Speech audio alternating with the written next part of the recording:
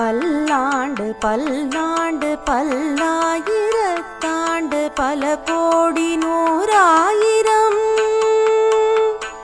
மல்லாண்டு தின்தோள் மணிவண்ணாவுன் சேவடி செவ்வி திருக்காப்பு உன் சேவடி செவ்வி திருக்காப்பு.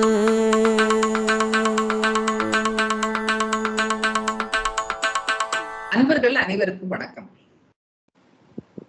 வெல்கம் மார்கழி அப்படிங்கிற மார்கழி நிகழ்ச்சிக்கு பின்னாடி ஒரு சில காரணங்களால கொஞ்சம் இடைவெளி வந்துடுத்து. இப்போ இந்த சேனல் மூலமா நம்ம அனுபவிக்க இருப்பது இன்னொரு தொடர் நிகழ்ச்சியா ஆழ்வார்கள் அனுபவித்த ஆறாவமுதன் அப்படிங்கிற தொடர் மூலமா 108 திவ்ய தேச வைபவங்களை நம்ம அனுபவிக்க இருக்கோம்.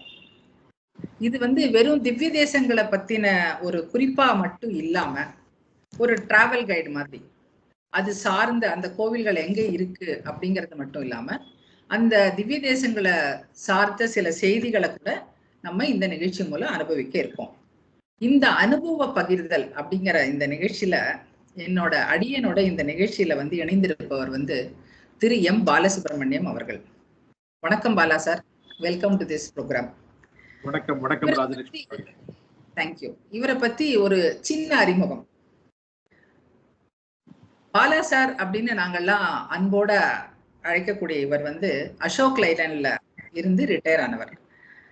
அப்புறம் எனக்கு தெரிஞ்சு ஒரு 10-15 வருஷங்களுக்கு மேலா திரு வேலுக்குடி கிருஷ்ணன் சுவாமி அவர்களோட யாத்திரை, அதாவது பல திவ்ய தேசங்களுக்கு அவர் யாத்திரை அரேஞ்ச் பண்றாரு இல்லையா, அந்த திவ்ய தேச யாத்திரைகள்ல அவரோட கலந்துண்டு அவரோட பல கைங்கரியங்கள்ல தன்னை தொடர்ந்து ஈடுபடுத்தி கொண்டு இன்றளவும் செய்து கொண்டிருப்பவர். அது மட்டும் இல்லாம விஸ்வாஸ் இன்ஸ்டிடியூட் ஆஃப் விஷ்ணு சகஸ்ரநாமம் அப்படிங்கிற ஒரு நிறுவனம் விஷ்ணுவின் திருநாமங்களை திக்கெங்கும் அப்படிங்கிற மாதிரி மூலை முடுக்கெல்லாம் அப்படிங்கிற மாதிரி அந்த பகவானோட எம்பெருமானோட திருநாமங்களை எல்லா இடத்துலயும் எடுத்துட்டு போய் சேர்க்கணும் அப்படிங்கிற ஒரு பெரிய கைங்கரியத்துல ஈடுபட்டு வந்துட்டு இருக்கு அந்த நிறுவனம். அதனோட பணியில பெரும் பங்கு வகிப்பவர் பாலா சார் அப்படின்னு சொன்னா அது மிகையாகாது. இது ஒரு நிறுவனம் சார்ந்த அவருடைய செயல்கள் சொன்னா, அவர் தனிப்பட்ட முறையிலையும் பல சமூக முன்னேற்ற பணிகள், அது சொல்லிட்டே போலாம் லிஸ்ட். அது பாலா சாரை பத்தின ஒரு தனி நிகழ்ச்சியா நம்ம வச்சுக்கணும். அப்போ நிறைய அனுபவிக்க முடியும். பல சமூக முன்னேற்ற பணிகள்ல தன்னை மகிழ்ச்சியுடன், அதாவது சில பேர் செய்யணும்னு செய்வா, சில நிர்பந்தங்கள் அப்படிலாம் இல்லாம மகிழ்ச்சியோட தன்னை ஈடுபடுத்திட்டு இருக்கிறதுங்கிறது பெரிய விஷயம் இல்ல. அவர் அது அவர் பண்றாருங்கிறது பல பேருக்கு தெரியவும் தெரியாது. அவ்வளவு அடக்கத்தோட இருக்கக்கூடியவர். ஒரு வார்த்தையில சொல்லணும்னா நல்ல உள்ளம் படைத்த மிக எளிமையான மனிதர். நான் பார்த்தவர்கள்ல அப்படிப்பட்ட ஒரு மனிதர். புன்சிரிப்பு, தெளிவான சிந்தனை, அயராத சேவை, இதுதான் தன்னோட வாழ்வனுடைய ஒரு இயல்பான வாழ்க்கை முறையாவே இருந்து வாழ்ந்து வருபவர் திரு பாலசுப்ரமணியன் அவர்கள். இது ஒரு இன்ட்ரடக்ஷன் கோசரம் நான் சொல்லல. அவரோட பழகின சில வருட காலமாக அவரோட பழகினத்தினால அவரிடமிருந்து நான் கற்றுக்கொண்ட பண்புகள் ஏராளம். அவர் எப்படி ஒரு விஷயத்தை அணுகிறார், எப்படி ஒரு விஷயங்களை பகிர்ந்து கொள்றார், நம்மளோட எவ்வளவு ஆசையாவும் ஒரு மேம்போக்கா செய்யாம அதுல எப்படி தன்னை ஈடுபடுத்திட்டு ஒரு ஸ்ரத்தையோட செய்யறாருங்கிறது சில சமயத்துல நான் ஆச்சரியமா வியந்தது உண்டு. 24 மணி நேரம் அவருக்கு போருமா அப்படிங்கிறதே எனக்கு தெரியல. அதுக்கும் மேல உழைக்கிறாரோ அப்படின்னு தோணும். அது மட்டும் இல்லாம இந்த நிகழ்ச்சியில முக்கியமா அவர் என்னோட இந்த நிகழ்ச்சியில இணைந்திருக்கிறாருங்கிறது என்ன ஒரு மகிழ்வான விஷயம் அப்படின்னு சொன்னா, செய்தி களஞ்சியம். நம்ம நெற்களஞ்சியம், அறிவு களஞ்சியம் எல்லாம் கேள்விப்பட்டிருக்கோம் இல்லையா. கிரானரி ஆஃப் இன்ஃபர்மேஷன், செய்தி களஞ்சியம்னு சொல்லலாம். ஏன்னா நிறைய டிராவல் பண்றார், நிறைய பேரோட நிறைய விஷயங்கள்ல தன்னை ஈடுபடுத்தின்னு பண்றதுனால அவர் நிறைய விஷயங்கள் அவர் பகிரும் பொழுது இவ்வளவு விஷயங்கள் இவருக்கு தெரிஞ்சிருக்கே அப்படின்னு நான் பல சமயங்கள்ல ஆச்சரியப்பட்டது உண்டு. அவர்கிட்ட நான் அணுகி இந்த ப்ரோக்ராம்ல நானும் நீங்களும் சேர்ந்து பண்ணணும்னு போது உடனே சந்தோஷமா ஒத்துண்டர். அதுக்கு அடியனுடைய தாழ்மையான வணக்கங்கள்னு சொல்லணும். அது ரொம்ப இந்த அடியனுக்கு மட்டும் இல்லாம இந்த நிகழ்ச்சியில நீங்க அனுபவிக்க போற எல்லாரும் கண்டிப்பா இதை வந்து உணர்வேன். மீண்டும் வணக்கம் பாலா சார். உங்களை இந்த நிகழ்ச்சிக்குள்ள என்னோட இணைந்து பயணிப்பது. ஏன்னா 108 திவ்ய தேசங்கள் போது ஒரு தொடரோ ஒரு நிகழ்ச்சியோ 2 நிகழ்வுலயோ முடிய போறது இல்ல. இது ஒரு தொடர் நிகழ்ச்சியா இருக்க போறது. அதனால என்னோட அவரும் சேர்ந்து பயணிப்பதில் வந்து எனக்கு ரொம்ப சந்தோஷம். நம்ம நிகழ்ச்சிக்குள்ள போறதுக்கு முன்னாடி ஒரு சின்ன கேள்வி. அழகா பட்டையா விபூதி போட்டுட்டு வந்திருக்கேள். அது வந்து நீங்க வந்து ஒரு சைவ குடும்பத்தை சார்ந்தவர் தெரியறது. அப்படி இருக்கும் பொழுது உங்களோட பழகினத்துல உங்களுக்கு வந்து விஷ்ணு சகஸ்ரநாமம் ஆட்டும் இல்ல வைணவ சார்ந்த விஷயங்கள் ஆட்டும் உங்களுக்கு இருக்கிற ஈடுபாடு வந்து சில சமயத்துல அசர வைக்கும். என்ன அந்த ஈடுபாடு, அந்த ஆர்வம் உங்களுக்கு எப்படி வந்தது? நீங்க MA வைஷ்ணவிசம் படிச்சிருக்கேன்றது தெரியும், அதை வந்து விட்டுட்டேன் நானு. உங்களுக்கு எப்படி இந்த ஈடுபாடு வந்தது? ரொம்ப இன்ட்ரெஸ்டிங்கான கேள்விதான் கேட்டிருக்கேன். இதுக்கு நான் பதில் சொல்லணும். என்னன்னா முதல்ல அடியேன் பிறந்த இடம் வந்து திருவல்லிக்கேணி. சென்னையில தான் பிறந்தேன். சென்னையில திருவல்லிக்கேணியில பிறந்தேன். சென்னையில திருவல்லிக்கேணியில பிறந்ததுல இருந்து காலேஜ் போற மட்டும் ஒரு 25 வருஷம் வந்து திருவல்லிக்கேணியிலேயே இருந்தோம். எங்கெல்லாம் இருந்தோம்னா பார்த்தசாரதி கோவிலோட அந்த 4 மாடவீதி இருக்கு இல்லையா, அதை சுத்தி அந்த இடத்துலயே தான் இருந்தோம். சின்ன வயசுல இருந்தே எப்படின்னா எல்லாத்துக்குமே நல்லது கெட்டது எல்லாத்துக்குமே நம்ம ஒரு சுவாமி வேண்டிக்கணும்னா ஒரு கோவில் இருக்கும் இல்லையா. ஸோ அது போல நானே என்னோட ஃப்ரெண்ட்ஸ் அங்கே ட்ரிப்ளிகேன்ல இருக்கிறவா, அதுல வந்து இது போல இந்த மாதிரி நீங்க சொல்ற மாதிரி சைவர்களும் இருப்பா, வைஷ்ணவர்களும் இருப்பா, எல்லாரும் இருப்பா. நாங்க எல்லாரும் போற கோவில் வந்து அங்க பார்த்தசாரதி கோவில். எது வேணாலும் பார்த்தசாரதி கோவில் போயிட்டு தான் அவரை சுத்தி தான் எல்லாமே எங்களுக்கு ஆகும். ஸோ இன்னைக்கும் நான் என்ன சொல்லுவேன்னா, நான் இந்த நிலைக்கு வந்த காரணம் வந்து திருவல்லிக்கேணி பார்த்தசாரதியினோட கிருபையினாலதான், அவரோட அருட்கடாட்சம் இருந்ததுனாலதான் நான் இது போல வந்தேன். நான் இல்லாட்டி வந்து நான் இந்த நிலைமைக்கு நான் கண்டிப்பா இது போல வந்திருக்க முடியாது. அதனால அது ஒண்ணு. அதுக்கப்புறம் இன்னொரு காரணம் என்னன்னா, இந்த திருவல்லிக்கேணியில உங்களுக்கு தெரியும் நிறைய வைஷ்ணவாள்லாம் இருப்பான். ஸோ அவளோட சேர்றது, அவ வீட்டுக்கெல்லாம் போறது, அவளோட பழக்க வழக்கங்களை தெரிஞ்சுக்கிறது, அவளோட என்ன சொல்றது, அவளோட திருவாராதனம் பண்றதெல்லாம் பாக்குறது. ஸோ இதெல்லாம் பார்த்து எனக்கு என்னன்னா அதுல ஒரு நிறையவே ஈடுபாடு இருந்தது. அண்ட் நான் என்னைக்குமே வந்து சைவமும் வைஷ்ணவனும் தனித்தனி அப்படின்லாம் நான் ஒன்றும் அதை நினைச்சு பார்த்ததே கிடையாது. அதனால ஸோ இதுல அந்த ஈடுபாடோடு இருந்ததுல என்னாச்சுன்னா, ரிட்டையர் ஆனப்புறம் கூட எனக்கு அப்படியே அந்த பார்த்தசாரதி கோயில் அந்த காலத்துல பார்த்தேன்னா ஒவ்வொரு சந்நிதியிலையும் பார்த்தேன்னா இந்த திருமங்கை ஆழ்வாரோட பாசுரத்தை வந்து எழுதி வச்சிருப்பான். இந்த திருமங்கை ஆழ்வாரோட பாசுரத்தை ஒவ்வொரு சந்நிதி போகும்போது என்ன பண்ணுவோம், அப்படி விளையாட்டா அப்படி அந்த பாசுரத்தை படிச்சுட்டு போவோம். அப்படி இந்த பாசுரத்தை படிச்சு என்னாச்சு, நிறைய பாசுரம் வந்து பார்க்காமையே நம்ம சொல்ற மாதிரி ஆச்சு. அந்த பாசுரத்தின் மேல உள்ள அந்த மாறா காதல் தான் என்ன ஆச்சுன்னா, ரிட்டையர் ஆனப்புறம் பாசுரத்தை பத்தி கொஞ்சம் டீப்பா படிக்கணும் அப்படின்னு சொல்லிட்டு MA திவ்ய பிரபந்தம்னு ஒரு கோர்ஸ் இருக்கு, ஒரு 2 years course. Only about Divya Prabandham, எல்லா திவ்ய பிரபந்தம் பத்தி. வெறும் பிரபந்தம்னா பிரபந்தத்தோட அர்த்தத்தோட. அதுல வந்து சாஸ்திரா யூனிவர்சிட்டியில சுவாமி ஸ்ரீ MA வெங்கடகிருஷ்ணன் சுவாமி அவரோட குடும்பத்தார் அவெல்லாம் தான் நடத்துறது. ரொம்ப அருமையா இருந்து நான் ரொம்ப அனுபவிச்ச ஒரு கோர்ஸ் வந்து MA திவ்ய பிரபந்தம். இதெல்லாம் ஆனதுல தான் எனக்கு அந்த வைஷ்ணவம். அதுக்கப்புறம் வந்து அதே போல நீங்க சொன்ன மாதிரி வேலுக்குடி கிருஷ்ணன் சுவாமியோட அவரோட உபன்யாசம் எல்லாம் கேட்டிருக்கேன் நான் ரிட்டையர் ஆகிறதுக்கு முன்னாடி. அதுக்கு முன்னாடி நான் அவரை பார்த்ததே இல்லை. சரி, ரிட்டையர் ஆகும்போது தான் 2014 ரிட்டையர் ஆனேன். ரிட்டையர் ஆகும்போது இம்மீடியட்டா நம்ம அடுத்தது அவரோட யாத்திரை என்ன இருக்கும் அப்படின்னு நான் அப்படி பார்க்க போகும்போது, அடுத்த மாசமே ஆகஸ்ட் ரிட்டையர் ஆனேன்னா செப்டம்பர் அக்டோபர்ல ஒரு யாத்திரை.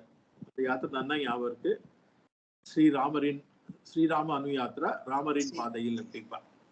அந்த யாத்திரைக்கு போகலான்னு சொல்லிட்டு நான் புக் பண்றதுக்காக அந்த ஆபீஸ்க்கு ஃபோன் பண்ணேன்.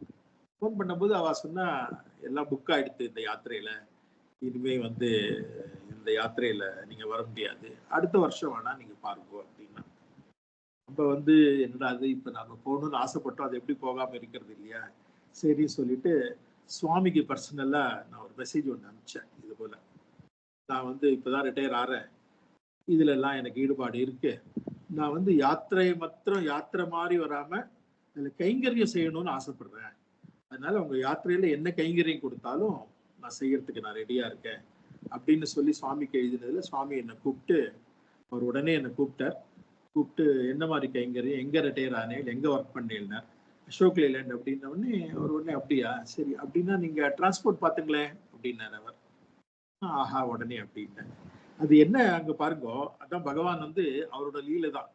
அது மட்டும் அவர் யாத்திரை வந்து அதுக்கு முன்னாடில இருந்தும் ஆரம்பிச்சிருக்காரு. அதுக்கு முன்னாடி டிரான்ஸ்போர்ட்லாம் ஒருத்தர் பார்த்துட்டு இருந்தார்.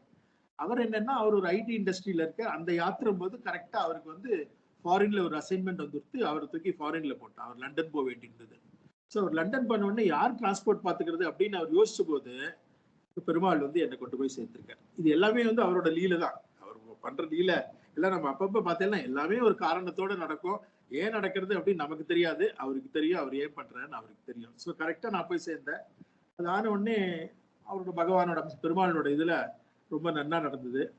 அப்பயே வந்து சுவாமி வந்து இன்னும் எனக்கு ஞாபகம் இருக்கு. திருப்புல்லானில ஒரு ஃபெலிசிட்டேஷன் ஃபங்க்ஷன்ல அவர் சொன்னார், இது போல ஸ்ரீமான் பாலசுப்ரமணியம் வந்து இப்போதான் ரிட்டையர் ஆகி வந்திருக்கார், முதல் யாத்திரையில வந்திருக்கார், ரொம்ப நன்னா பண்ற ஸ்ரத்தையோட.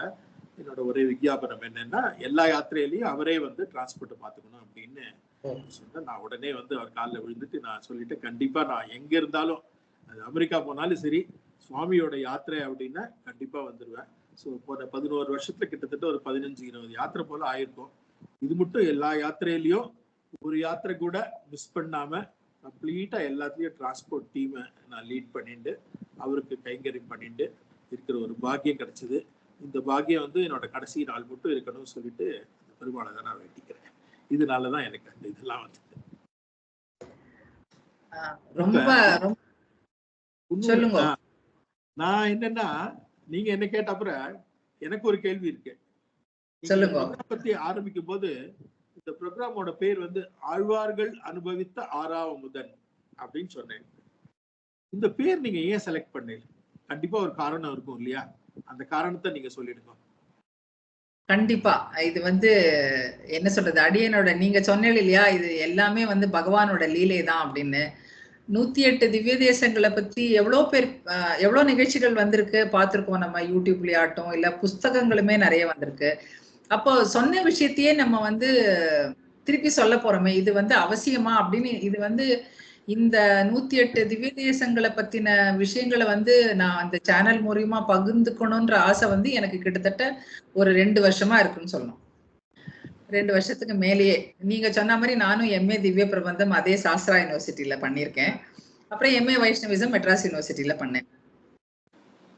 அப்போ படிக்கிற நாள்ல இருந்தே வந்து ஒரு இந்த மாதிரி வந்து, ஏன்னா அதுக்கும் வந்து நீங்க சொன்ன மாதிரி வேலுக்குடி சுவாமி அவர்கள் தான் காரணம். இந்த சேனல் ஆரம்பிச்சு நான் ஆரம்பிக்கிறதுக்கு முன்னாடி ஏதோ எனக்கு தெரிஞ்ச விஷயங்களை பகிர்ந்துப்பேன். ஆனா ஒரு ஹெசிடேஷன் இருக்கும். ஒரு கேசட் அவரது கேட்ட போது அதுல வந்து அவர் ஒரு விஷயம் சொல்லிட்டார். அதாவது நம்ம வந்து ஒரு என்டர்டெயின்மெண்ட் ப்ரோக்ராம், ஒரு சினிமாக்கோ டிராமாக்கோ இல்ல ஒரு டூர் போனாலோ நம்ம வந்து அங்க போயிட்டு வந்து அங்க பார்த்த விஷயங்களை, அங்க அனுபவித்த விஷயங்களை வந்து நம்ம வந்து ஃப்ரெண்ட்ஸோட ஷேர் பண்ணிக்கிறோம். ஆனா சத் விஷயங்கள், அதாவது இந்த மாதிரி வந்து புராண கதைகளோ இல்லைன்னா இந்த மாதிரி ஒரு பிரவச்சனங்களோ கேட்கும் பொழுது நம்ம வந்து அங்க போயிட்டு வந்த உடனே அதை பத்தி நம்ம யாருக்கிட்டையும் ஷேர் பண்ணிக்கிறது இல்லை. ஏன்னா என்ன நினைச்சுக்கிறோம்னா, வேலுக்குடி சுவாமிகள் உபன்யாசம் பண்ணி அதுல நான் கத்துன விஷயம் நான் திருப்பியும் சொல்றது சரியா சொல்லுவேனா, அதுல வந்து எனக்கு வந்து அந்த விஷயம் எனக்கு தெரியுமா, அதுக்கு எனக்கு தகுதி இருக்கா, அந்த விஷயங்களை பத்தி நான் பேசுறதுக்கு எனக்கு தகுதி இருக்கா. நான் வந்து யார்கிட்டயும் நான் வந்து அபியாசம் பண்ணவ கிடையாது, எந்த குருகுலத்திலயும் படிச்சவ கிடையாது. அந்த மாதிரிலாம் இருக்கும் பொழுது நம்ம கேட்டுண்டோம் இருக்கு. ஆனா கூட நான் வந்து அதை ஷேர் பண்றதுக்கு ஹெசிடேட் பண்ணுவேன். நான் வந்து ஒரு சினிமா டிராமா போன மாதிரியோ இல்லைன்னா ஒரு டூரிஸ்ட் பிளேஸ்க்கு ஒரு இதுக்கு போயிட்டு அந்த கஷேத்ராடனமே போறோம்னு வச்சுக்கோங்களேன், ஒண்ணும் இல்ல முக்திநாத் பத்ரிநாத் இதெல்லாம் போயிட்டு வந்தா கூட ஷேர் பண்ணிடுறோம். ஏன்னா அங்க போனேன், அந்த விஷயம், அந்த ஊரை பார்த்தேன், அந்த கோவிலை பார்த்தேன்லாம். ஆனா மத்தபடியான விஷயங்களை நம்ம ஷேர் பண்ண தயங்குவோம். ஆனா அப்படி தயங்காதீங்கோ. அப்படி நீங்க அனுபவிச்ச விஷயங்கள், கேட்ட விஷயங்களை நீங்க ஷேர் பண்ணாதான் நம்ம சம்பிரதாயத்தை பத்தி, நம்ம சனாதன தர்மத்தை பத்தின விஷயங்கள் வந்து குழந்தைகளுக்கு அடுத்து, முக்கியமா அடுத்த ஜெனரேஷனுக்கு தெரிய வரும். ஏன்னா பகவான் வந்து பிரம்மா பண்ற பூஜையை மட்டும்தான் அனுபவிப்பான்னு நம்ம நினைச்சுட்டு நம்ம எல்லாம் வந்து நமக்கு தகுதி இல்லையோ நினைச்சுன்னு உட்கார்ந்துட்டு இருக்க கூடாது. ஒரு குயவன் பண்ண மண் பூவுல பண்ற பூஜையை கூட வந்து பகவான் வந்து ஏத்துப்பான். அதனால ஒண்ணு என்னன்னா, அந்த சொல்ற விஷயங்கள் வந்து நீங்களா ஒரு யூகம் பண்ணிட்டு உங்களோட விஷயங்களை இது பண்ணிட்டு அதை தப்பான செய்தியா சொல்லக்கூடாது. அந்த கேர் மட்டும் நீங்க எடுத்துக்கணும் அப்படின்னு சொன்னார். அப்போ எனக்கு வந்து அது நிஜமாவே தட் வாஸ் a ஸ்டார்டிங் பாயிண்ட்னு சொல்லணும். அப்போ எனக்குள்ள ஒரு தைரியம், நம்ம வந்து ஒரு கேர் என்னன்னா ஒரு விஷயத்த சொல்றது அதை வந்து அதனுடைய வரைமுறைக்குள்ள அதனுடைய மெயின் சோர்ஸ்ல கிடைக்கிற இன்ஃபர்மேஷன் வந்து அதை வந்து லிக்விடேட், அதாவது அதை வந்து தப்பா ஒரு இன்டர்பிரிட்டேஷன் பண்ணாம கரெக்டா கொண்டு போய் சேர்க்கறதுல நம்ம கவனமா இருக்கணும். ஆனா நம்மளும் சொல்லலாம், நம்மளும் ஷேர் பண்ணிக்கலாம் அப்படின்னு அப்பதான் ஒரு தைரியம் வந்தது. அதுக்கும் நீங்க சொன்ன மாதிரி அவர் தான் வந்து முதல்ல ஆரம்பிச்சு வச்சாருன்னு சொல்லணும். ஏன்னா நிறைய விஷயங்கள் அவர் பிரவச்சனத்துல வந்து அவர் சொல்ற விஷயங்களை தவிர இந்த மாதிரி நிறைய விஷயங்கள் நம்ம இவால்வ் ஆகிறதுக்கு வந்து நான் அனுபவிச்சிருக்கேன் அவரோட இதுல. இப்ப நீங்க இந்த தலைப்புக்கு வரும்பொழுது 108 திவ்ய தேசங்கள் வைக்கலாமா, நிறைய இது கேப்ஷன்ஸ் வந்து இது பண்ணேன். ஒரு நாள் வந்து காலம்பரை எழுந்துட்டு பெருமாள் சேவிக்கும் பொழுது ஆழ்வார்கள் இந்த கேப்ஷன் அப்படியே வந்தது. ஆஹா, இது நன்னா இருக்கே, இது நம்மளுக்கு வந்து மனசுல ஏதோ செய்தி கொடுத்துருக்காரு போல இருக்கு அப்படின்னு தான் நான் உங்ககிட்ட அன்னைக்கு கூட ஒரு நாள் இப்படி வச்சுக்கலாமா, ஆழ்வார்கள் அனுபவித்த 6ஆம் அமுதன்.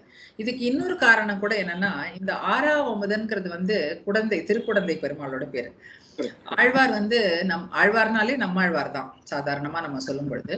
ஆழ்வார் எப்படி அனுபவிக்கிறார்னா, 6ஆம் அமுதே அடியேன் உடலம் நின்பால் அன்பாயே நீராய் அலைந்து கரைய உருக்குகின்ற நெடுமாலே. அதாவது அந்த 6ஆம் அமுதன்ற பேரை சொல்லும் பொழுதே உடம்பெல்லாம் அப்படியே நீர் உருகுற மாதிரி உருகி போயிடுறது அவருக்கு. அப்புறம் வந்து ஆழ்வார்கள் பாசுரங்களை பார்த்தாலே முதல் 2 வரிகள் வந்து பகவானை பத்தியோ, அடுத்த 2 வரிகள் அந்த திவ்ய தேசத்தினுடைய அழக பத்தி எல்லாம் இருக்கும். சீரார் சென்னல் கவரி வீசும் செழுநீர் திருக்குடந்தை ஏறார் கோலம் திகழ கிடந்தாய் கண்டேன் எம்மானே அப்படிங்கிறாரு. அந்த மாதிரி 6ஆம் அமுதன்ற இது எதுக்கு சொல்றேன்னா, இந்த பாசுரம் இது வந்து திருவாய்மொழியில வந்து 5ஆம் திருவாய்மொழியில 8ஆம் பதிகத்துல முதல் பாசுரம். இதே பதிகத்தினுடைய கடைசி பாசுரத்துல அவர் சொல்றார், உழலை என் பேச்சு முலை உண்டவனான உயிருண்டன்.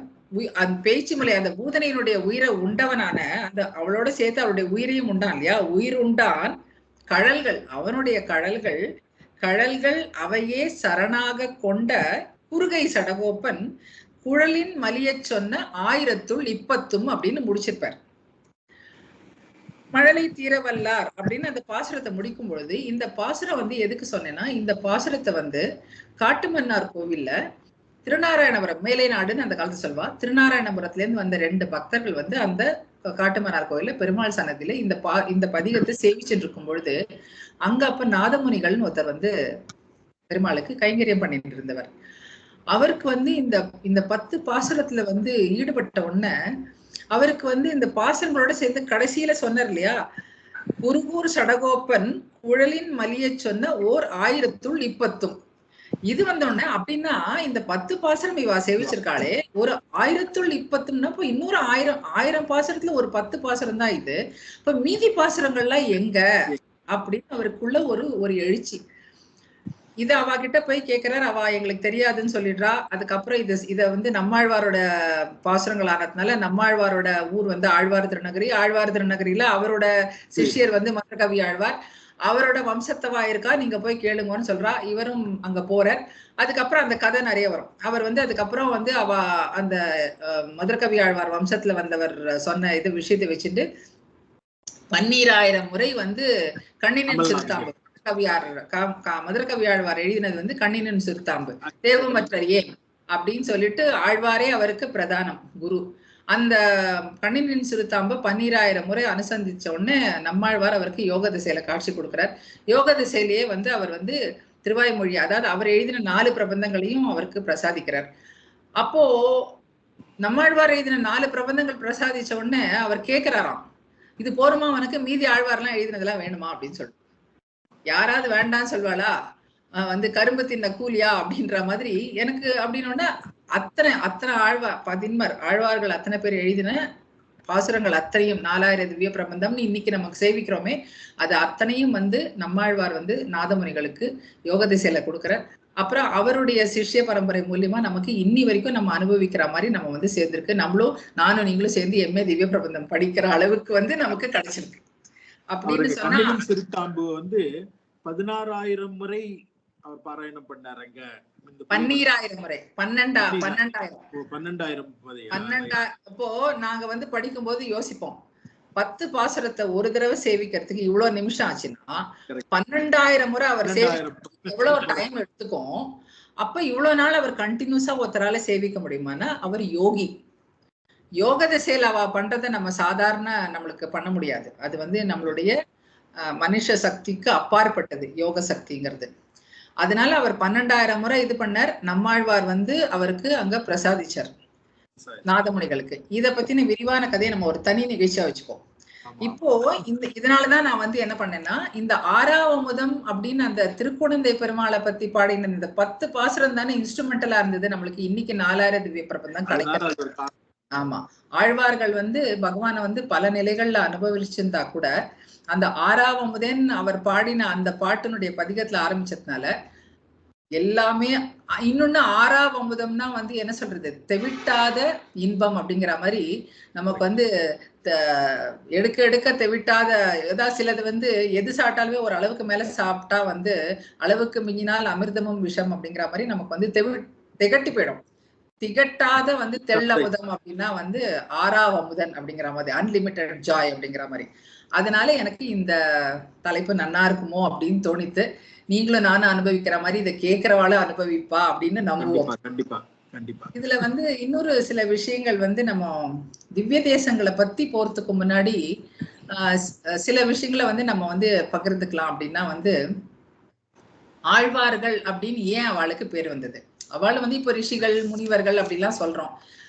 இப்ப வந்து நம்மாழ்வார், பொய்கை ஆழ்வார், பூதத்தாழ்வார், பேய் ஆழ்வார் அப்படின்னு ஆழ்வார்களை பத்தி 10 பேர் ஆரம்பிச்சு சொல்றோம். பொய்கையார், பூதத்தார், பேயார் அப்படின்னு சொல்லும் திருமழிசை ஆழ்வார்னு 10 ஆழ்வார்களை சொல்லும் பொழுது இவாளுக்கு முதல்ல ஆழ்வார் அப்படிங்கிற பேர் ஏன் வந்தது அப்படின்னு யோசிச்சோம்னா, இவா வந்து என்னன்னா என்ன சொல்றான்னா, இப்ப பகவான் ஆழ்வார்கள் எல்லாமே வந்து பகவானுடைய அர்ச்சாவதாரத்தை, சில ஆழ்வார்கள் வந்து விபவாவதாரத்தை வந்து அனுபவிச்சா.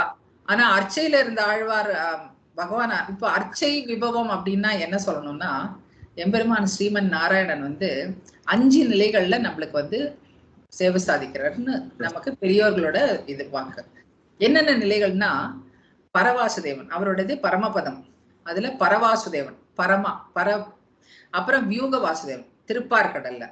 அதுக்கப்புறம் வந்து ரிஷிகளுக்கெல்லாம் வந்து ராமகிருஷ்ண அவதாரங்கள்லாம் விபவ அவதாரங்கள், விபவம் சொல்லுவோம், பரம் வியூகம் விபவம். அது வந்து இப்ப வந்து 10 அவதாரங்கள் முக்கியமா நம்ம பேசுறோம் இல்லையா, மீனாய், மச்சாவதாரம், கூர்மாவதாரம், வராக அவதாரம் அப்படின்னு சொல்ற மாதிரி இந்த 10 அவதாரங்கள் ராமனாய் கிருஷ்ணனாய் அப்படின்ற மாதிரி இது விபவ அவதாரம். அடுத்தது வந்து அந்தர்யாமினா ரிஷிகள் வந்து மனசுக்குள்ள இதய குகைக்குள்ள, நம்ம எல்லாரோட இதய குகைக்குள்ளேயும் பகவான் இருக்காரு அந்தர்யாமியா, நம்ம தான் தெரிஞ்சுக்கிறது இல்லை. தகராகாசம்னு நம்மளுடைய இதய குகைக்குள்ள வந்து பகவான் வந்து ஏன்னா எங்கும் வியாபித்துள்ளான். நம்ம விஸ்வம் விஷ்ணுன்னு சொல்றதே அதானே, சர்வ வியாபகன் பகவான் அப்படின்னு சொல்லும் பொழுது அவன் எங்கும் வியாபித்திருக்கானா நம்ம இதயத்துக்குள்ளேயே இருக்கான். ஆனா நம்ம இதயத்துக்குள்ள இருக்கான்றதை நம்ம தெரிஞ்சுக்கணும்னா நமக்கு அதுக்கு ஒரு தனியான திருஷ்டி வேணும். அந்த திருஷ்டியோட இருந்தவா வந்து ரிஷிகள். நம்மள மாதிரி சாதாரண மனிதர்களால அதை அனுபவிக்கிறது கஷ்டம். அப்போ பகவான் வந்து எவ்வளவு கருணை அவன் நினைச்சோம்னா, ஆழ்வார் பாடினா மாதிரி ஆறாவதே அடியேன் உடலம் நின்பால் அப்படியே கரைஞ்சி உருகிறதுன்னு சொன்ன மாதிரி, இப்போ இவாளுக்கெல்லாம் நம்ம பரவாசுதேவன் அனுபவிக்க முடியாது, வியூக வாசுதேவன் அனுபவிக்க முடியாது. ராமகிருஷ்ண அவதாரங்கள்ல நம்ம எல்லாம் இருந்தோம்னா எந்த புழுவா பூச்சியா இருந்தோமா இல்ல எந்த ஜென்மமா இருந்தோம் நமக்கு தெரியாது. அதே மாதிரி அந்தர்யாமியா அனுபவிக்கிறதுக்கு நமக்கு ரிஷிகளுக்கு இருக்கிற ஞானம் கிடையாது.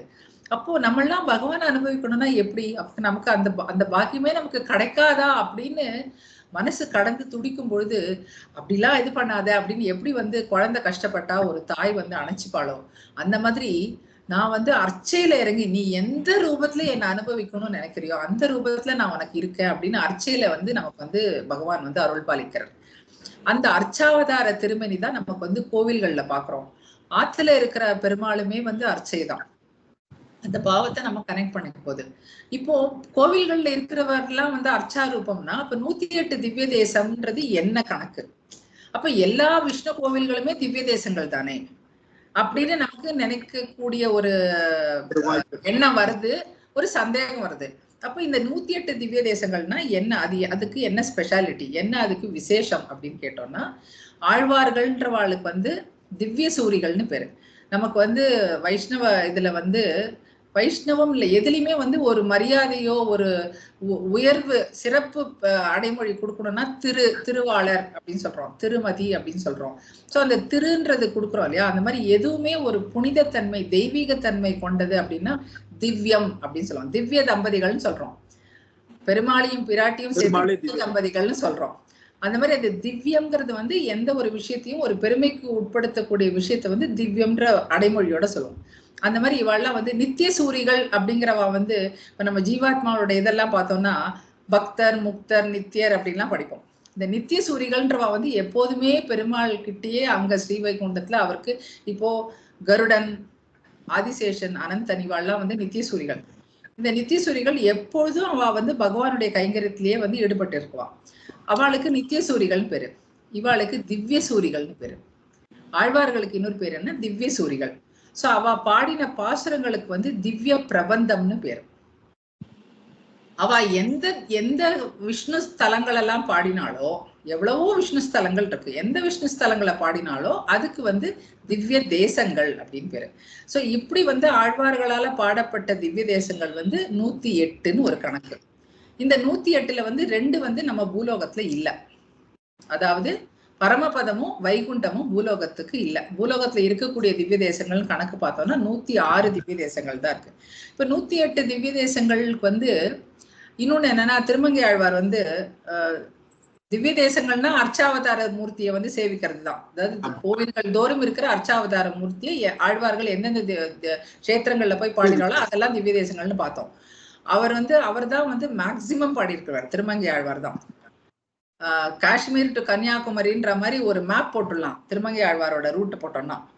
அந்த மாதிரி அவர் வந்து ஒரு பாசுரத்துல வந்து திருநெடுந்தாண்டகம்ன்றதுல வந்து சொல்றார், தான் உகந்த ஊரெல்லாம் தனதாள் பாடி அப்படின்னு. அப்போ உகந்து பாடின ஊர்கள் இல்லையா, அதனால வந்து செந்தமிழ்ல வந்து திவ்ய தேசங்களுக்கு உகந்தருளின நிலங்கள் அப்படின்னு கூட சொல்லுவாங்க.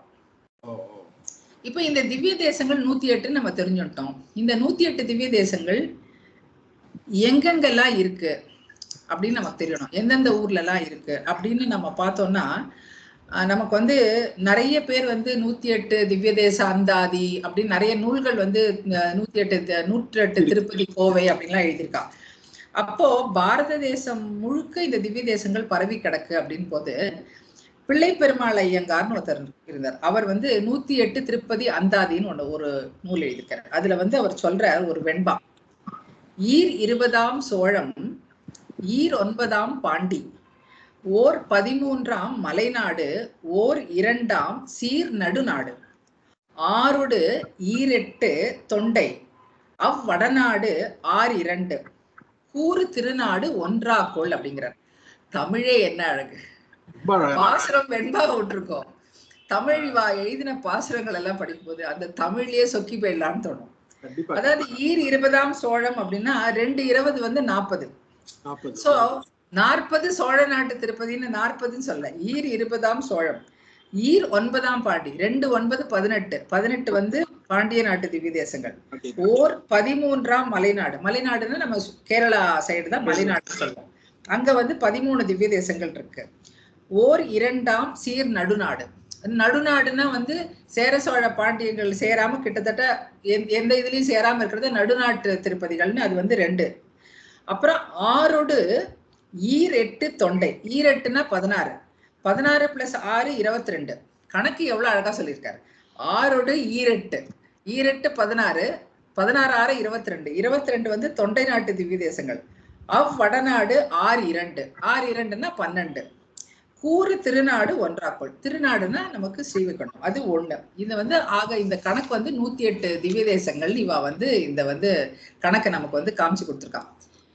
இதுல இன்னொரு விசேஷம் என்னன்னா, இந்த 108 திருப்பதிகளை வந்து இப்படி காமிச்சு கொடுத்த நம்ம மலைநாடு சோழ நாடு இப்படி எல்லாம் கணக்கு பண்ணிட்டோம் இல்லையா, இதெல்லாம் வந்து இந்த பிள்ளை பெருமாள் ஐயங்கார்னு ஒருத்தர் பாடியிருக்காருன்னு சொன்னேன்.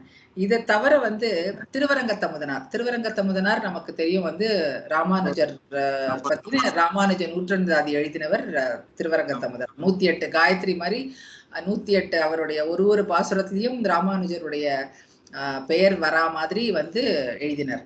அவர் வந்து 108 திருப்பதி கோவைன்னு ஒரு நூல் எழுதியிருக்காரு. பிள்ளை பெருமாள் ஐயங்கார் தான் நம்ம பார்த்தோம் 108 திருப்பதி அந்தாதின்னு எழுதியிருக்காரு. வங்கிப்புற தாய்ச்சின்னு ஒத்தி, அவ வந்து ராமானுடைய சிஷ்யர்களோட இது பண்ணனா, அவ வந்து 4000 பாசுரப்படி 108 திருப்பதி கோவை அப்படின்னா, அப்போ 4000 பாசுரப்படினா இப்ப 4000 பிரபந்தத்துல வந்து நமக்கு வந்து முதலாயிரம், 2,000, 3,000, 4,000 வருது. இப்போ 1000 எடுத்துட்டோம்னா நம்ம வந்து பார்த்தோம்னா சாதாரணமா நமக்கு வந்து திருப்பல்லாண்டு பெரியாழ்வார்ல இருந்து ஆரம்பிக்கும். திருப்பல்லாண்டு அவரது, அதுக்கப்புறம் பெரியாழ்வார் திருமொழி, அப்புறம் வந்து நமக்கு திருப்பாவை, அப்புறம் வந்து நாச்சியார் திருமொழி, அதுக்கப்புறம் வந்து தொண்டரடிப்பொடி ஆழ்வார் எழுதின திருப்பள்ளி எழுச்சி. சோ ஆழ்வார்கள் மாதிரி வரும். சோ இப்போ ஆழ்வார்கள் 4000 திவ்ய பிரபந்தத்தை எந்த கிளாசிஃபை பண்ணிருக்காளோ அது பேசிஸ்ல 108 திருப்பதி. சோ எவ்வளவு type of class permutation combination வந்து எவ்வளவு இருக்கு பாருங்க. அப்புறம் 108 திருப்பதி திருப்புகழ்னு ஒருத்தர் வந்து குரவை ராமானுஜதாசர்னு ஒருத்தர் எழுதியிருக்காரு. இந்த மாதிரி பலிஜா அப்படிங்கிறவர் வந்து 108 திருப்பதி யாத்திர பிரபாவ சந்திரிகாவாம். இது நான் தேடிட்டு இருக்கேன். ஏன்னா யாத்திர பிரபாவ சந்திரிகானா அப்ப அதுல இன்னும் கொஞ்சம் டீட்டெயில்ஸ் கொடுத்திருப்பாரோ அப்படின்னு பலிஜான்னு ஒருத்தர் வந்து எழுதியிருக்காராம். இந்த மாதிரி நிறைய பேர் வந்து இந்த 108 திருப்பதிகள் வந்து வேற வேற வேற விதமா பிரிச்சிருக்கான். இதுல வந்து நம்மளுக்கு வந்து இப்போ காஞ்சிபுரம் சொல்றோம், காஞ்சிபுரத்துல இருக்கிற திவ்ய தேசங்கள். காஞ்சிபுரத்தை வந்து பாசுரத்துல பார்த்தோம்னா அத்தியூர் அப்படின்னு வரும். சோ இந்த சாதாரண வழக்குல இருக்கிற சொல் ஒண்ணு, அதெல்லாம் நீங்க எப்படி உங்களோட இதுல சொல்வேன்னு எனக்கு தெரியும். ஆனாலும் நான் வந்து சொல்றேன் சும்மா ஒரு அதே மாதிரி நமக்கு பார்த்தோம்னா இப்போ வந்து வேற விதமா எப்படி பிரிக்கலாம்னா, சில திவ்ய தேசங்கள் பார்த்தோம்னா கடற்கரையில இருக்கும். சில இப்ப திருப்பதி எல்லாம் பார்த்தோம்னா மலை மேல இருக்கிறது. அப்புறம் சோளிங்கர் வந்து பாதி மலை, அந்த ஹைட்டு கிடையாது. அந்த மாதிரி மலை மேல இருக்கிற தலங்கள். அப்புறம் காஞ்சிபுரத்தை சுத்தி நிறைய இருக்கிறதால காஞ்சிபுரத்து தலங்கள்னு தனியா. அப்புறம் காவிரி கரையோரமா இருக்கிற திவ்ய தேசங்கள், அது ஒரு கிளாசிபிகேஷன் வரும். அப்புறம் நவ திருப்பதிகள் நம்ம இதெல்லாம் பாக்குறோம் இல்லையா, 9 கரடு சேவை, 12 திருநாங்கூர் திவ்ய தேசம், நவ திருப்பதி, ஆழ்வார் திருநகரை சுத்தி, திருநெல்வேலியை சுத்தி இருக்கிற இந்த மாதிரி கிளாசிபிகேஷன்ஸ் நம்மளுக்கு வருது. அப்புறம் பெருமாள் வந்து எந்த டைரக்ஷனை பார்த்துட்டு இருக்காரு, எந்த திசை, வடக்கு திசை பார்த்துட்டு இருக்காரா, மேற்கு திசையை பார்த்துட்டு இருக்காரா. சோ வடக்கு திசை நோக்கி இருக்கிற பெருமாள் இருக்கிற திவ்ய தேசங்கள்லாம் எது, மேற்கு திசை. இப்ப நம்ம காலேஜ்ல எக்ஸாம் சப்ஜெக்ட் எதுனா எப்படி எப்படிலாம் மாத்தி மாத்தி கேட்கற மாதிரி அவ்வளோ காம்பினேஷன்ஸ். அப்படின்னா என்ன காமிக்கிறது இதுன்னா, எப்படிலாம் அனுபவிச்சிருக்கா நம்ம பெரியவா, எந்தெந்த கோலத்துல இருக்கா, நின்ற கோலம், எந்தெந்த கோலத்துல இருக்கா, எப்படி எப்படிலாம் இருக்கா. அந்த மாதிரி இப்ப திருச்சேரி எடுத்தோம்னா பஞ்சசார சேத்திரம் அப்படின்னா, அப்ப பஞ்சசாரம்னா அங்க இருக்கிறது வந்து ஒன்னொன்னும் அதுக்கு கனெக்டட். ஆமா, சார புஷ்கரணி, சாரநாத பெருமாள், சார விமானம் எல்லாம் அந்த மாதிரியே இருக்கும். அந்த மாதிரி ஒரு திவ்ய தேசத்தை அனுபவிக்கும் போதும் நமக்கு வந்து இன்னும் நிறைய நிறைய அனுபவங்கள் வந்து நமக்கு கண்ணுல ஜலம் வரா மாதிரி அவ்வளோ அனுபவங்கள் நம்மளுடைய இதுல கொட்டி கிடக்கு. இதெல்லாம் அப்புறம் எப்படி சயன கோலத்துல இருக்கிற பெருமாள், உட்கார்ந்து இருக்கிற கோலத்துல இருக்கிற பெருமாள், வீட்டில் இருந்த திருக்கோலம், நின்ற திருக்கோலம், அப்புறம் வந்து சயன திருக்கோலம்னு எடுத்துனாலே அதுலயே எந்தெந்த போஸ்டர்ல அதாவது பெருமாள் எழுந்துக்கிற மாதிரி, இப்ப திருக்குடந்தைன்னு ஒண்ணு அப்படி எழுந்து குத்தான சயனம் மாதிரி எழுந்துக்கிற மாதிரி இருந்துக்காது. அது வரும்போது அதை நான் இப்ப சொல்ல மாட்டேன் வியூவர்ஸ்க்கு. அது நீங்க அந்த கஷேத்திரத்தை பத்தி சொல்லும் போது அப்பதான் அது கியூரியாசிட்டி அந்த மாதிரி. அப்புறம் எந்தெந்த ஆழ்வார்கள் எந்தெந்த திவ்ய தேசத்தை சேவிச்சிருக்கான். சோ ஆழ்வார்கள் பேசிஸ்ல சோ நமக்கு வந்து இவ்வளவு பாகுபாடுகள் வந்து திவ்ய தேசத்துல. திவ்ய தேசம்னா 108 திவ்ய தேசம் அப்படின்னு நினைச்சு கூடாது இல்லையா வியூவர்ஸ். அதனால ஒரு இதெல்லாம் நிறைய பேர் சொன்ன விஷயங்கள் தான். ஆனா நம்ம ஒவ்வொருத்தரும் அனுபவிக்கிறது வந்து வேற வேற மாதிரி. ஒரு ஸ்வீட் பண்ணும்போது கொஞ்சம் காம்பினேஷன் மாத்தினோம்னா அதனுடைய டேஸ்ட் வேற மாதிரி இருக்கும் இல்லையா. அந்த மாதிரி நம்ம வந்து எவ்வளவு அத சுவையா வந்து நம்ம வந்து நம்மளோட வியூவர்ஸோட ஷேர் பண்ணிக்க முடியுமோ நம்மளும் அனுபவிப்போம். கூடியிருந்து குளிர்ந்தல், ஆண்டாள் காட்டி கொடுத்த மாதிரி கூடியிருந்து குளிர்ந்தேலோ ரெம்பாவாய் அப்படின்னா, அந்த மாதிரி நம்ம வந்து கூடியிருந்து குளிரணும் அப்படிங்கிற ஒரு ஆசையில ஒரு சின்ன முயற்சி. இதுக்கு வந்து பெருமாள் வந்து நமக்கு வந்து கண்டிப்பா அனுகிரகம் பண்ணுவார்னு நினைக்கிறேன். நீங்க வந்து உங்களோட வியூஸ் என்ன இதை பத்தி அதையும் சொல்லுங்க. நம்ம வியூவர்ஸ் கிட்ட ஷேர் பண்ணிக்கலாம் அடுத்த நிகழ்ச்சிக்கு நம்ம போறதுக்கு முன்னாடி. கண்டிப்பாக நம்ம அடுத்த நிகழ்ச்சிக்கு நம்ம போறதுக்கு முன்னாடி நம்ம இன்னும் சிலது இதுலயே பாத்தீங்கன்னா, நீங்க நம்ம முன்னாடி பேசுற மாதிரி இந்த ஸ்வயம்வக்த கஷேத்திரம் அப்படின்னு அது என்னெல்லாம், அதையும் பத்தி நீங்க இப்பயே கூட சொல்லிடலாம். நம்ம வந்து ஒரே நிகழ்ச்சியிலேயே சொல்லாம இப்போ ஒரு நிகழ்ச்சி இப்ப ஸ்வயம்பக்ஷ கஷேத்திரத்தை பத்தி நம்ம அத திவ்ய தேசம் ஏதாவது ஒரு திவ்ய தேசம் வந்து ஸ்வயம்பக்ஷ கஷேத்திரமா இருக்கும். ஸ்ரீரங்கம் ஆரம்பிக்கும் போது அது நீங்க சொன்ன மாதிரி கரெக்டா சொன்ன மாதிரி ஸ்ரீரங்கத்தை வச்சுன்னு பூலோக வைகுண்டம் அங்கேருந்தே நம்ம ஆரம்பிப்போம். வந்து நம்ம எல்லாருமே வந்து திவ்ய தேசங்கள்ல போயோ இல்ல எம்பெருமான சேவிக்கிறதுக்கு காரணமே வந்து மோட்சம் கொடுப்பவன் முகுந்தனே அப்படிங்கிற மாதிரி அந்த முகுந்தனுடைய திருவடி தாமரைகள்ல வந்து நம்ம போய் அந்த பரமபதம், அதாவது திரும்பி வராத இடம், நமக்கு திருப்பியும் வந்து பிறப்பு வேண்டாம் அப்படிங்கிறது தானே நம்மளுக்கு பிறவி பெருங்கடல் நீந்துவர் நீந்தார் இறைவனடி சேராதார் அப்படின்னு திருவள்ளுவர். அதனால அந்த இறைவனுடைய திருவடி தாமரைகள் தான் நமக்கு வந்து அதுதான் உபாயம், அதுதான் உபேயமும் கூட, அதுதான் வழி, அதுதான் பலனும் நமக்கு. அப்படி இருக்கும்போது அத வந்து அந்த மாதிரி கஷேத்திரங்களை பத்தி ஆரம்பிக்கும் போது நம்ம அப்படி சொல்லலாம். இப்போ ஃபார் எக்ஸாம்பிள் இப்ப கேரளா திவ்ய தேசத்தை பத்தி பேசும்போது குருவாயூர் ஏன் திவ்ய தேசமா வரலன்னு நமக்கு தோணும். ஆன்சர் வந்து நம்ம கேரளா திவ்ய தேசத்தை பத்தி சேவிக்கும் போது நம்ம வந்து பகிர்ந்து போத ஏன் வந்து சில கஷேத்திரங்கள் ரொம்ப பாப்புலரா இருக்கும் ஆனா 108 திவ்ய தேசங்கள்ல வராது. ஏன் வருது இல்ல அது 108 திவ்ய தேசங்கள்ல ஏன் அது வரல அப்படிங்கிறதுக்கு ஒரு காரணம் இருக்கு. நமக்கு வந்து திவ்ய தேசம் நினைச்சிட்டு இருப்பாங்க குருவாயூர், நிறைய பேர் திவ்ய தேசம் நினைச்சிட்டு இருப்பா, அது ஏன் திவ்ய தேசத்து கணக்குல வரல அப்படின்னு. இது வந்து நானும் நீங்களா நம்மளோட இமேஜினேஷன்ல இருந்து சொல்ல போறது இல்லை, இதெல்லாம் நமக்கு பெரிவா கொடுத்து வச்சிருக்கிற சொத்துல இருந்து நம்ம அனுபவிச்சதை எடுத்து பகிர்ந்துக்க போறோம், அவ்வளவுதான் எனக்கு தெரிஞ்ச வரைக்கும். சோ இத வந்து நமக்கு வந்து அதே மாதிரி ஏன் ஆழ்வார்கள்னா யாருன்னு நம்ம பார்த்தோம். அதாவது அந்த திருமால்ங்கிற அந்த அழகான அந்த எழில் மிகுந்த அந்த பொய்கையில வந்து ஆழ்ந்து அனுபவிச்சு நீராடியவர்கள் வந்து ஆழ்வார்கள்னு பார்த்தோம்.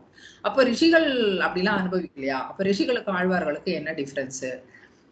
அதே மாதிரி கூடவே நம்ம திவ்ய தேசத்தை பத்தி இப்ப ஸ்ரீவில்லிபுத்தூர் அனுபவிச்சோம்னா ஸ்ரீவில்லிபுத்தூர்னு சொன்ன உடனே வந்து ஆண்டாள் தான் ஞாபகம் வருவா. அப்போ ஆண்டாளை பத்தி பேசும்பொழுது வந்து அதுக்கு சார்ந்த சில விஷயங்களை நம்ம வந்து அனுபவிக்கலாம். அந்த மாதிரி அந்தந்த ஆழ்வார்கள் இப்போ சில திவ்ய தேசத்தினுடைய அவதார ஸ்தலமாவே ஆழ்வார்கள் இருக்கும். அப்போ அந்த ஆழ்வார்களை பத்தின சிறு குறிப்புகள், அந்த மாதிரி நிறைய விஷயங்கள் நமக்கு அனுபவத்துக்கு காத்துட்டு இருக்கு. நமக்கு வந்து நம்ம காமிச்சு வந்து கொட்டி கொட்டி கடக்குன்னு வச்சுக்கோங்க. அது மாதிரி ஆழ்வார்களை பத்தி நடுநடுல அனுபவிப்போம் திவ்ய தேசங்களோட சேர்ந்து. ஏன்னா ஆழ்வார்கள் பாசுரங்களால காட்டி கொடுக்கப்பட்டவை தானே திவ்ய தேசங்கள் நமக்கு. அதனால இதுல வந்து உங்க மூலியமா இன்னும் வந்து நிறைய விஷயங்கள் வந்து நம்ம வந்து வியூவர்ஸ்க்கு கொண்டு போய் சேர்க்கணுங்கிறது வந்து அடியனுடைய ஒரு சின்ன அல்ப ஆசைன்னு சொல்லுவாள். அந்த மாதிரி அதுக்கு எனக்கு தகுதி இருக்கான்னு எனக்கு தெரியாது.